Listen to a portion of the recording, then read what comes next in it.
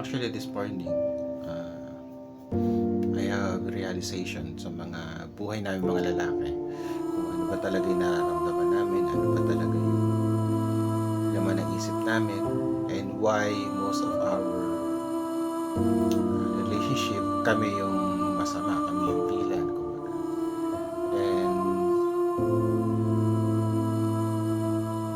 I fully understand now, kasi ako na nasa situations, bakit hindi na namin ini-explain too much yung side namin. Why most of the relationship, most of us, mga lalaki, we don't explain bakit nangyari yun. Kasi, to be honest, lahat kami ginawa namin yung best namin sa relationship. We do our part just to make the relationship stay and still standing. Pero lagi kami nag-e-end up na kami yung iniiwan. Lagi kami nag-e-end up na kami yung talo.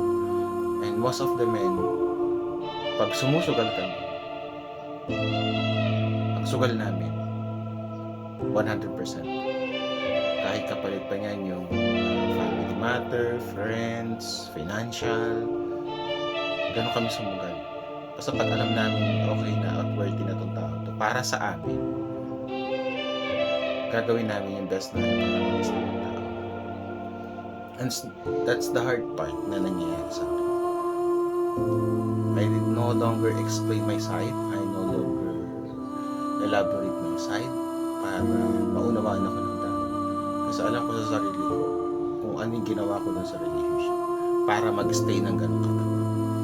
Well, I have a relationship with almost 13 years.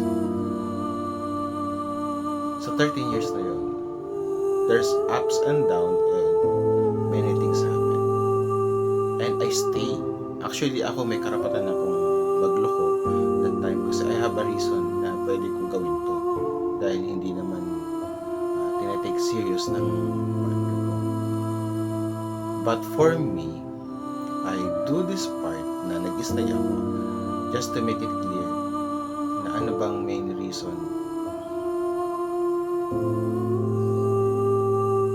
bakit nangyayari itong pagtatagal ng relationship.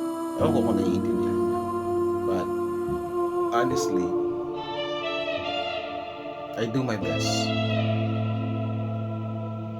Lahat ng pwedeng gawin, lahat ng pwedeng pagbibigay, lahat ng pwedeng pag-unawa, I do my part. Pero ending pa rin is still wasak pa rin talaga. And I'm the evil. Ako yung masama sa kwento ng relationship natin. And that's enough for me. Pero syempre, ayoko na rin makaramdam ng kahit anong bagay pa na related about sa kanya. And that's some part or some of the men is ganun ang ginagawa. Ayaw na nilang makinig, ayaw na nilang makabalita, ayaw na nilang malaman pa yung anong mga pinagkagagawa o pinagsasabi ng partner nila. Negative or positive man yan. They don't want to talk anymore. They accept na sila yung ginawang masama sa kwento.